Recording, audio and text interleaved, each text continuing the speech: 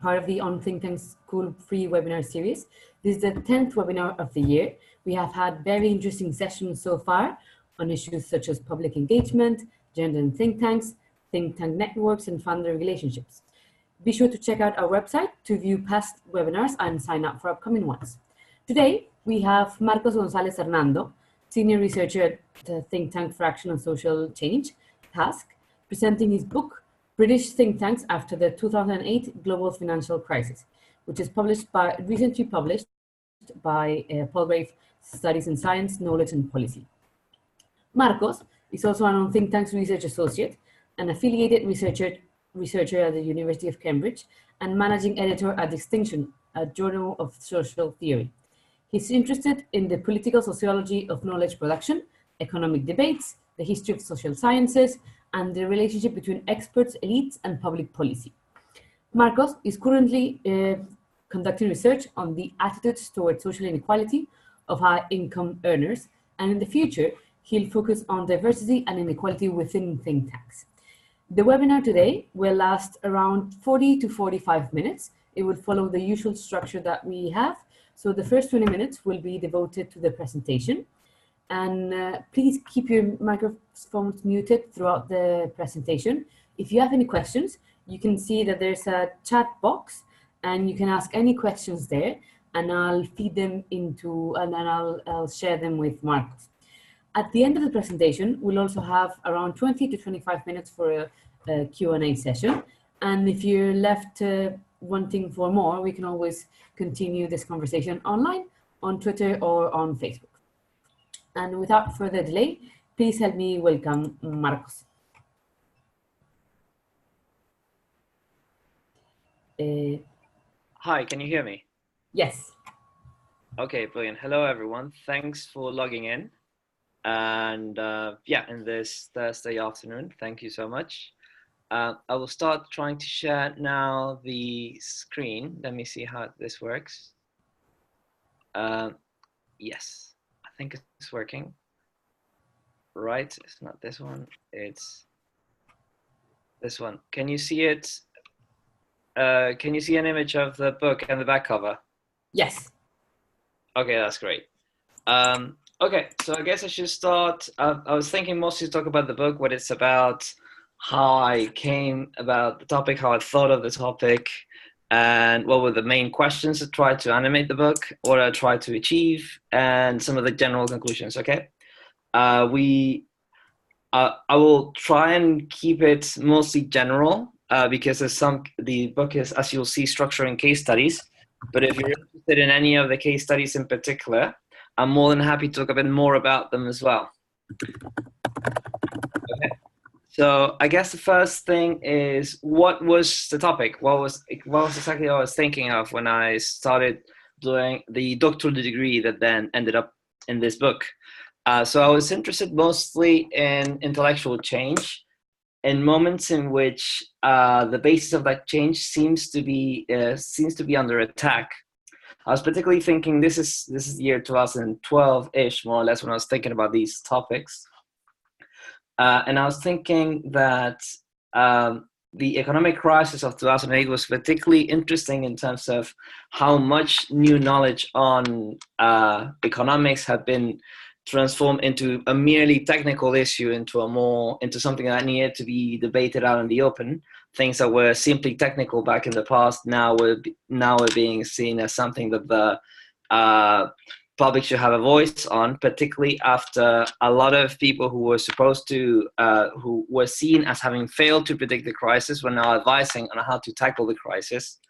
And as organizations like think tanks needed to provide a certain measure of certainty that allow us to have a certain idea of what kind of policies could address the crisis. So there's this sort of fourth whammy of a crisis of economics, obviously, an economic crisis, a political crisis as well, but also a crisis of expertise, at the same time that you absolutely need a certain diagnostic to do something about the situation. Okay, so that's what I found interesting about the economic crisis. And having had some previous experience working on think tanks and NGOs before that, I thought that these would be particularly interesting organizations to look at for several reasons. The first one is that the very business, the core of the business in many ways, is to provide advice that governments or the general public can be seen as responsibly referred to base the decisions on their views. So their main objective is to be seen as experts as in terms of a social relationship, the relationship between someone who advises and those they heed and reference and these experts. Without that, think tanks don't really have an audience, and without that, obviously they might their institutional sources of support may suffer. In that sense, think tanks are interesting also in their double character, which is both intellectual and institutional. The second reason why I was interested in think tanks, and that I discovered around the time, also in 2012, a book by Tom Medveds came out, which basically argued that think tanks are hybrid organizations that have one foot in politics, one foot in academia. Well, if they had 4 feet, one in the media, and one in economics and business interests, etc. So the very nature, the fact that they are hybrid organizations, in and of itself, makes them very interesting indexes of their environment, especially after a crisis that had a lot of different facets and aspects about it. I thought that just looking at think tanks in and of itself would be quite interesting to see what exactly was happening in all these fields. Okay. Now, also, I should make the caveat that most of the research on think tanks thus far has been coming mostly from political science and has mostly focused on the policy impact. By that I mean the capacity or lack thereof of influence in policy and politics. Although that is obviously interesting, I was more interested in some sense in taking think tanks themselves as indexes of change. I was interested in looking at the black box of think tanks and how they work, how they change over time. Partly because that hadn't been done as much as looking at actual their policy impact, but also because in some sense, looking at these organizations from that point of view could give us a certain indication of where politics and policy are going, what kind of pressures these organizations have to face to be seen as credible and relevant over time.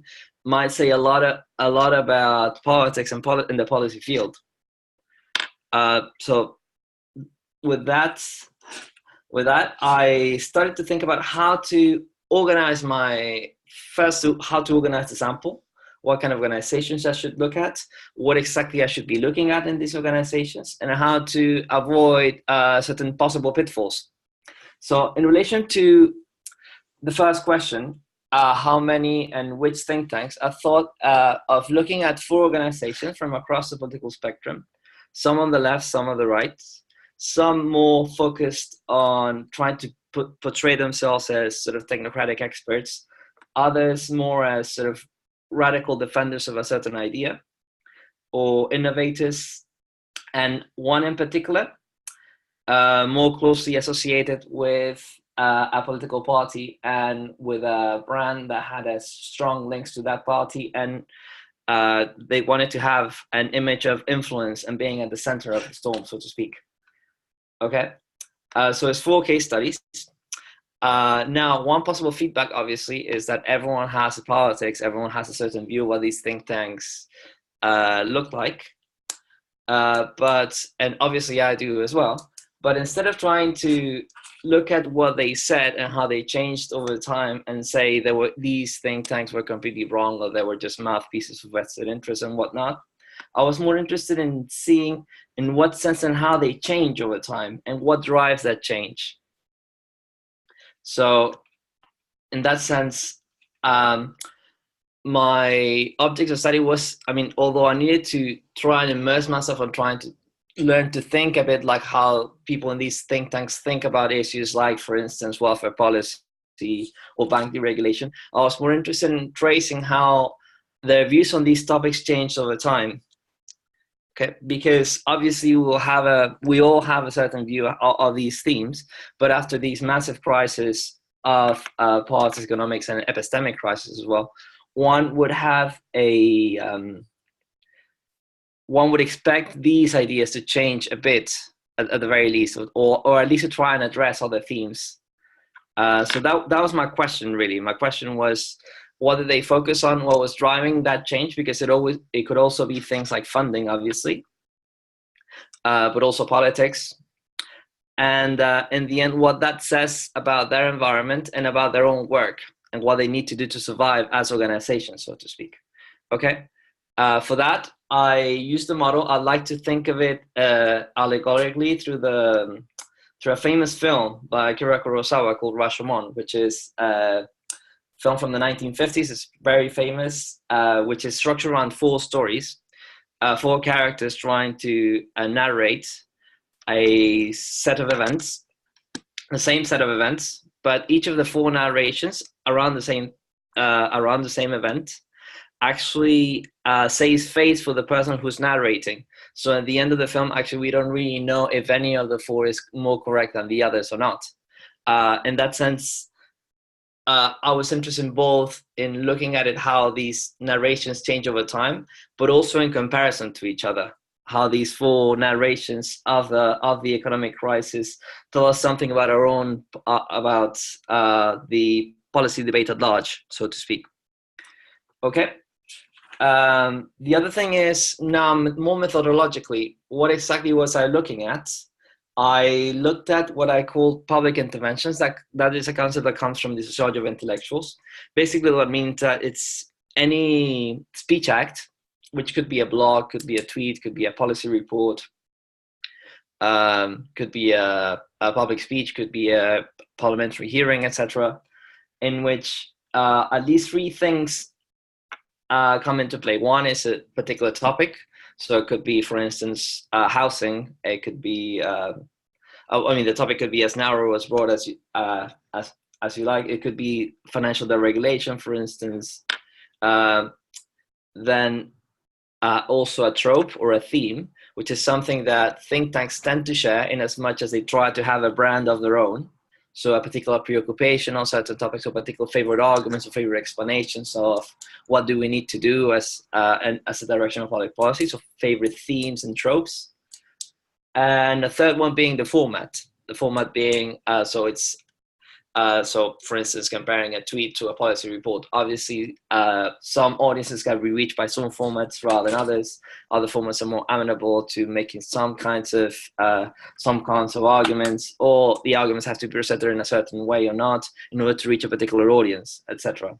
And in the end, after this intervention, that intervention has a particular positioning effect, or what the think tank is seen in the public domain, and their capacity in the end to attract funding, for instance, or attract or have access to, for instance, particular media outlets.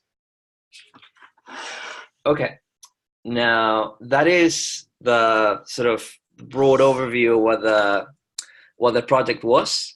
Now, theoretically, and here I'm going to be very brief.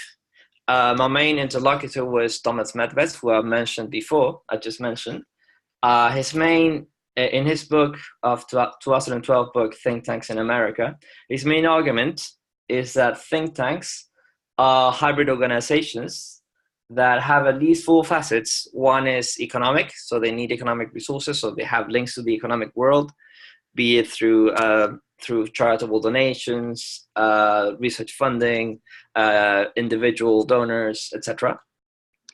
They also have a leg in the academic world. They do need the academic gravitas in order for them to be taken seriously with many of the audiences. They also have, obviously, a political element, certain links to political actors, and the capacity to be seen as having the capacity to be heard by these powerful actors. And the last one is the media. So the capacity to be present in the media, to be ready to provide opinion pieces whenever a journalist or reporter needs them, the capacity to be seen as experts in the media, etc., to be called as such. And Medved's argument is that from these hybrid organizations, basically, these hybrid organizations have to juggle with these different sorts of fields, and they have to play these games at the same time, which means that sometimes actually doing too well in one game might mean actually not being seen as doing that well in others. For instance, a think tank that is too academic might be seen as too stuffy for the media, or a bit irrelevant for the policy process. Or a think tank that is seen as too media friendly might be seen as frivolous by the academic world, for instance. So Medved's main argument is that these organizations have to stay more or less as a middle point in what he calls a vaudeville act, or a balancing act of these different pressures that sometimes are in conflict with each other. Okay, what I try to add to that is that, yes, that is correct, and that take that as a basis of my analysis of think tanks. But at the same time, these fields are not static. Things are changing all the time in these fields. I mean, I don't need to mention how much the economic field changed, and changed rapidly in ways that were difficult to predict after the economic crisis. It was obviously also the case with politics.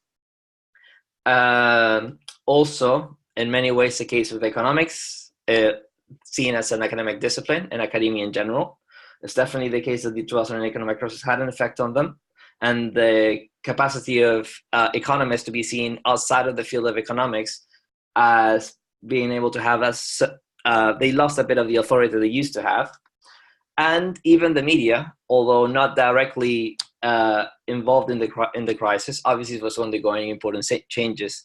We're talking about 2008, 9, 10. These were the moments in which Facebook, YouTube, Twitter were becoming bigger and bigger and more important. And also, I mean, I'm not a media scholar, but there's been talk about fragmentation and growing polarization driven by the media as well. So definitely things were happening in the media field as well.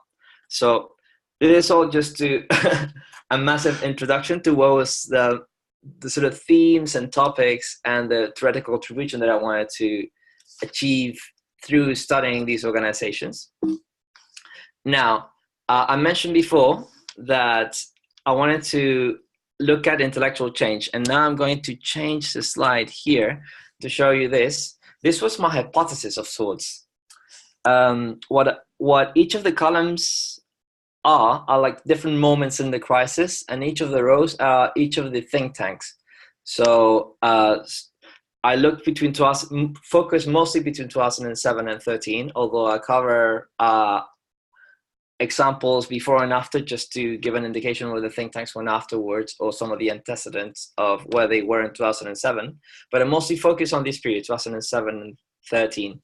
And heuristically, I divided it in these 4 stages of the crisis. So first, the initial signs. So before the fall of Lehman Brothers, which happened in Monday, 15 September 2008. Then the period, in the case of the UK, right before the before the 2010 general election, there was a period of flux in which there were big discussions on how to deal with the crisis, particularly in relation to the issue of public sector cuts. Then the period right after the unofficial response was achieved through the the results of the 2010 election that brought the Conservative Liberal Democrat coalition to government, which meant that there was a particular decision on how to actually tackle the issue of the crisis, which was expansionary fiscal contraction. And finally, a new normal around 2013, in which basically I made that cut because I think that around that point in time, it was when the British economy started growing again, and when I think some of the most interesting changes in these think tanks started to become a bit more solidified. You could see the end of a cycle. And I would argue that from 2013 onwards, there's another cycle, which I don't really look at on this book, but which we could go into conclusions at the Q&A, and which I tackle a bit in the conclusions as well, which is obviously to do with Brexit and what's happening these days. Now, in terms of each of the think tanks, so the first one that you see here, against status quo, is actually the New Economics Foundation, which is a center-left think tank focused mostly on environmental issues and well-being. And I argue that without even looking at the data before that, that what an informed observer thinking of what a think tank of the center-left would say would be something like, the capitalist economy is unsustainable, the end is nigh at some point. At some point it will come. Financial deregulation is risky, and we need to focus more on what makes on the needs of the real economy and the welfare of the large majority of people. That kind of discourse. Then after the economic crisis, there would be a sense of vindication of that their arguments were correct. Then there would be for a moment at least a certain hope that things could change for the better, that the economic crisis could lead to a change in policy paradigm. Then after the coalition came to power and the actual policy direction went against what they hoped for, they would say something like, we should have learned, and in the end the crisis will happen again because the structural reasons why it happened in the first place haven't been addressed. Okay. Conversely, the second one would be a think tank supporting the status quo meaning financial deregulation. That would be, in this case, the Anderson Institute, which is a very interesting organization, very traditionally neoliberal, and unashamedly so. And for them, the culprit of the economic crisis was definitely going to be the state. And economic crises in and of themselves are not necessarily a bad thing. Actually, what they do in some senses, they show that certain actors in the economy weren't really working, or the economy was rigged. And what we should do to try and prevent a future crisis is actually to try and purge the market of distortions. Okay, so that was my hypothesis of what the kind of things they would say. And in the end, they would say, obviously, let us not betray our ideal again. Let us not allow for instance, financial regulation to again cause a future crisis. Then the third one that I looked at is called National Institute for Economic and Social Research, and they're quite interesting as well. They're an organization that was born in the 1930s, very positivistic in many ways.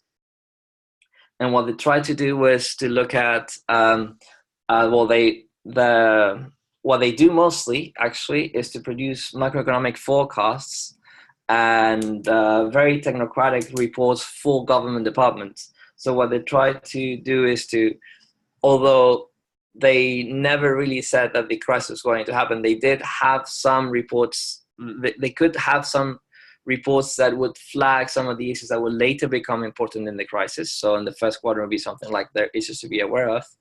Then when the crisis happened, they will be very cautious in the way that they try to describe what was going on, and all their assessments and all their interventions be completely based on whatever they saw the available data was saying. And the final one, Policy Exchange, which is a think tank very closely connected to the Conservative Party and to the modernizing wing of the Conservative Party, which was the dominant wing at the time. They would argue something along the lines of, we will provide a certain plan, and after the plan is after due consideration, and that plan would inform the campaign of that political party, or at least complement it, or at least be fellow travelers. And in any case, that plan would be seen as completely necessary, and taking it to fruition would be the main theme and the main mission of this think tank throughout these years, whatever that plan was. Now, I'm happy to talk about each of the think tanks and what I found, but in each of the organizations, actually each of them is a chapter. But I think it's probably at the moment I will actually focus a bit more on the structure of the book. So I'll just giving you the main theme, the five think tanks, what I expected to find. And in the end, the book itself and my own research was an attempt to prove myself wrong, to see when I found interventions actually from these think tanks that didn't actually confirm what I was expecting. Okay, that was actually, if you will, the main theme of the book. So I had this is what I expected more or less. And what I really wanted to do was actually to see where these assumptions were wrong. It was a null hypothesis of sorts to see how the economic crisis was something different. It wasn't just something where you would expect think tanks to react the way that if you know that brand, would have assumed they would react. Okay, so each of the chapters dedicated to these think tanks are organized in 5 sections. First one looks at their history and origins, what animates their work. A second one looks at the organizational structure and how their structure, particularly their funding and staffing, changed over time. A third one looks at style and tropes. So I looked at a lot of these public interventions, a lot of their policy reports, and I tried to untangle what were their common themes, common arguments, bearing in mind also that think tanks tend to be much more internally diverse, that people tend to think outside, and actually there's sometimes voices or internal tensions. But nevertheless, I tried to identify those tensions whenever they appeared and try to see also where they were homogeneous, where the themes tended to repeat themselves across policy areas, be it in housing again, or financial services, or welfare policy, or whatever of the many different areas in which a think tank can work, obviously depending on often funding and where commission funding is gearing them towards. A fourth section is a narration of the crisis. So that's the gist of the whole book. It's basically a narration of both what this think tank was undergoing at the time, but also what they were saying about what was happening in the broader economy and broader society. And a fifth and final one takes general theoretical basically reflections on think tanks themselves and on what the crisis reveals about these organizations. Just to be very broad, I guess there's 2 themes that I try to focus on in these at the end of each of these empirical chapters.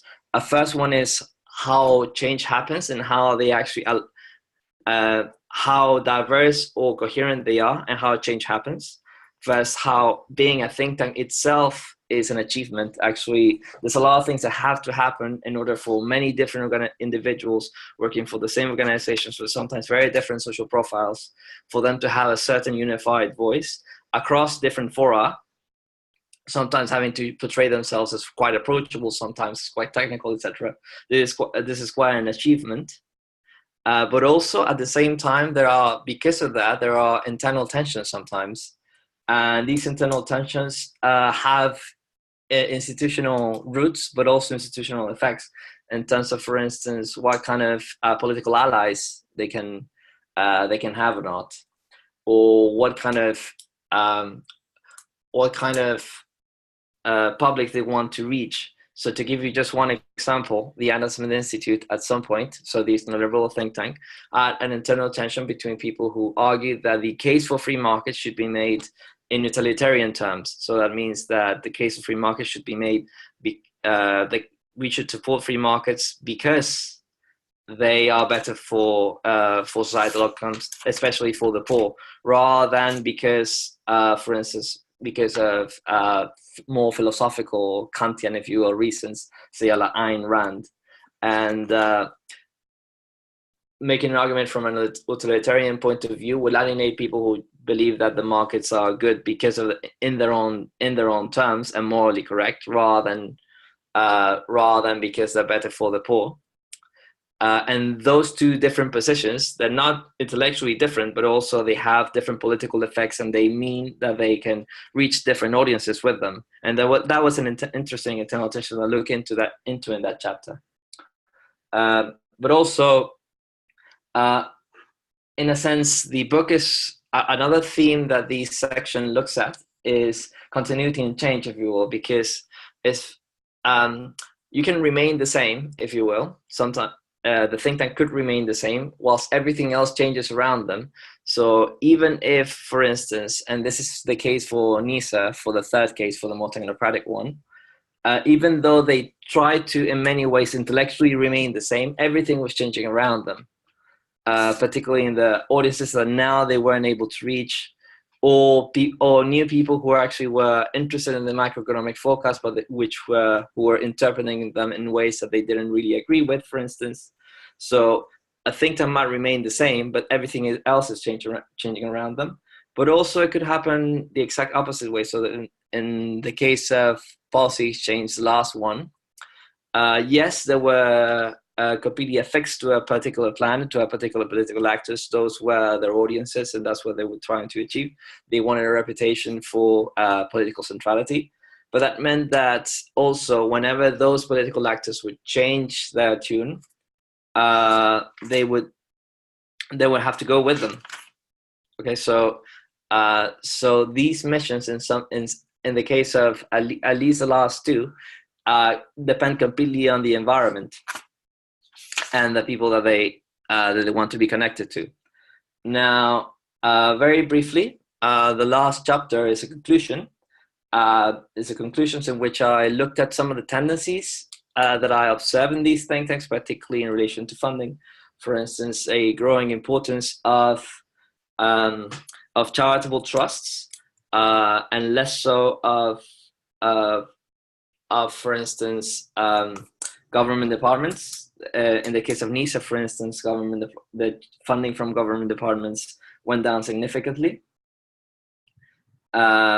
Also, changes in the modes of interventions. So, for instance, a lot of these think tanks, possibly because of the changes that were going on in the media as well, position themselves as reflective and trying to reach new audiences in a way they hadn't before. So, for instance, NEF, the New Economics Foundation, and NISA started producing YouTube videos that try to convince people that they couldn't really reach before. And also, I looked at in these conclusions at some of the internal kerfuffles and tensions, particularly intellectual ones, and how these are associated with different people and movements of staff.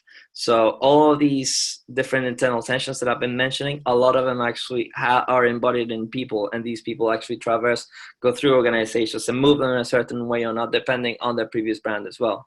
So that dialectic, if you will, between the different tensions and people plays out very interestingly, I think, within each of these organizations.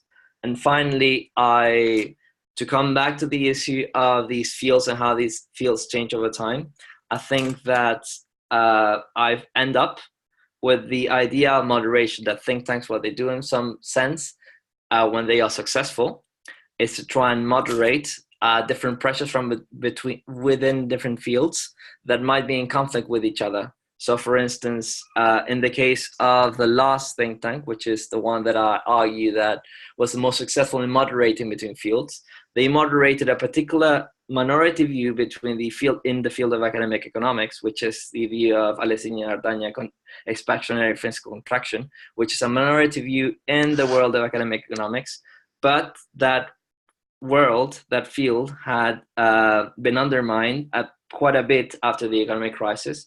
So that meant that actually taking some of the views from the disenfranchised academic field in a hard hoc basis to influence other fields was not seen as particularly problematic. So that means that in some sense, what was seen as moderating and as moderate had nothing really to do with what was happening in any of these fields. So they're not just bridging, but they're actually just also helping construct a middle point where actual elite conversations happen. Thank you. I think I'll finish with that, and hope to really look forward to your comments and questions. Thank you, Marcos. This has been really interesting, and I'm sorry to cut you short. I know conveying everything that you've written in a book in 20 minutes, it's a struggle. We have some questions from participants here, and I also have some questions of my own. So I'll use my commentator's privilege and start with my own question. So why focus on intellectual change? Why is that something that we should look into? Or why did you look into that? And leading to and following up on that, what can you say about the current scenario? So is intellectual change happening at the moment right now? There was one question from a participant that leads to this. That's is this the behavior that you show this change? Is it typical behavior in every crisis? Do we expect to find this behavior in other moments like Brexit or so? Can you elaborate on that? Okay. Okay. So first question is why focus on intellectual change? Yes. Okay. There's several things there. The first one is obviously that intellectual change is never purely intellectual, especially in a case like think tanks. I try to show throughout the book that intellectual change is never just intellectual, but I guess it was a curiosity I had myself, really, a theoretical inclination, theoretical itch I needed to scratch, if you will. That what I wanted to look at is under what conditions policy paradigms actually happen, and under the supposition that something like the economic crisis, something that had an epistemic side to it, necessarily involved a possibility of actually you looking at yourself and seeing how your own position has played a part in what's going on and in the way that you look at the world. Because in some sense, intellectual change is never just intellectual, not only in terms of that it's institutional, but also it's also part of your identity, part of your own position in the world. And I couldn't think at the time, this was 2012, of a better example than the economic crisis, which had definitely an epistemic element to it.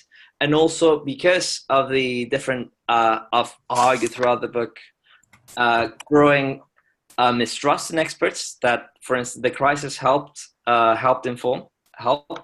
that you would also find as people who try to portray themselves as experts, and in the end, that's what I argue think tanks are trying to do, basically to position themselves as people who others can refer to in a responsible manner.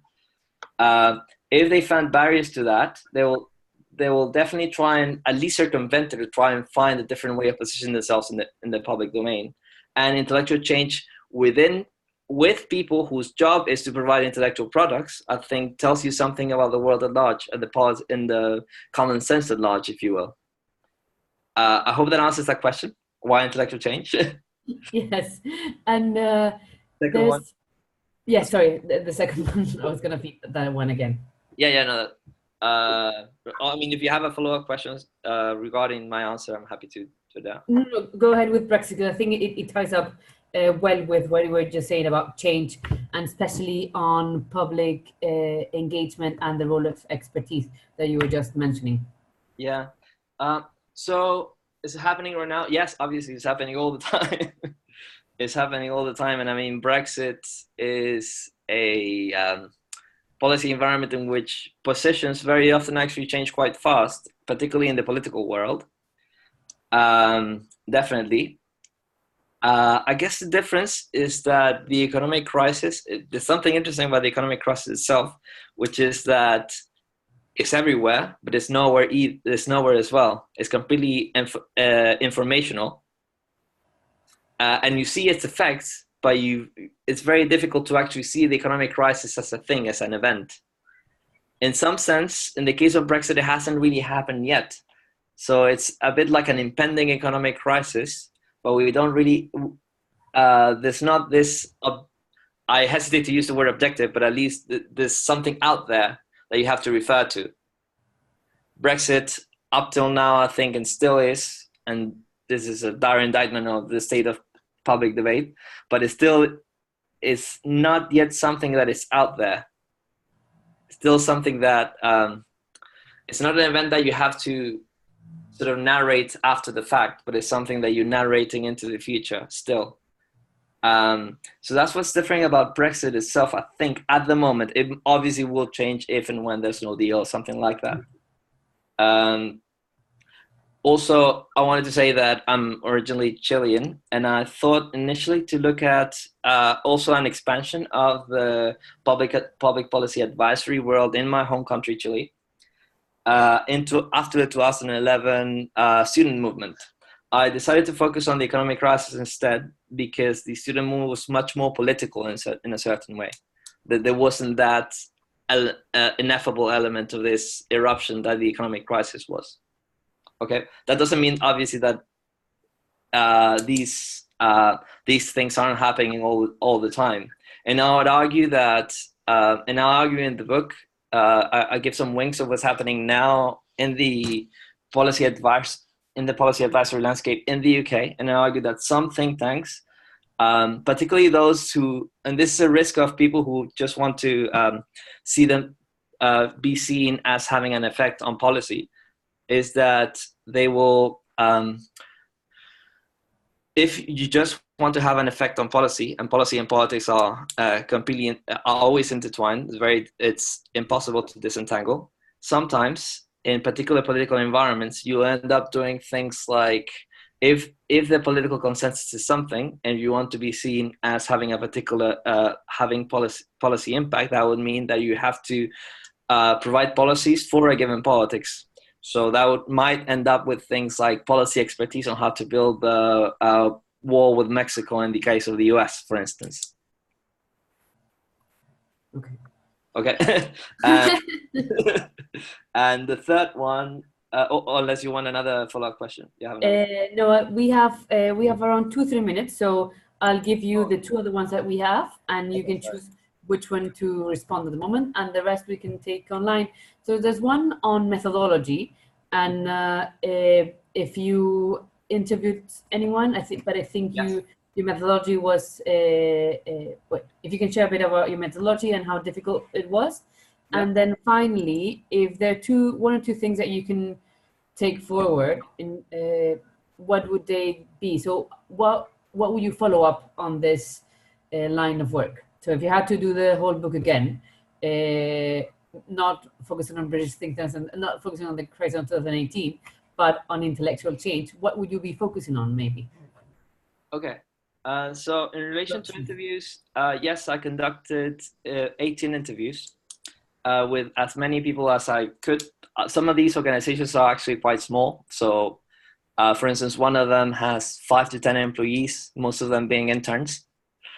That's something that I forgot to mention, and you will see in the book, is that, there's a lot of variety, and you would know in the world of think tanks, some of them are small, some of them are quite big, etc. And that some of them are divided in divisions, others are more centrally organized, etc. I did 18 interviews, and my approach to these interviews was with members and former members of staff, by the way, because a lot of them, some of them had left.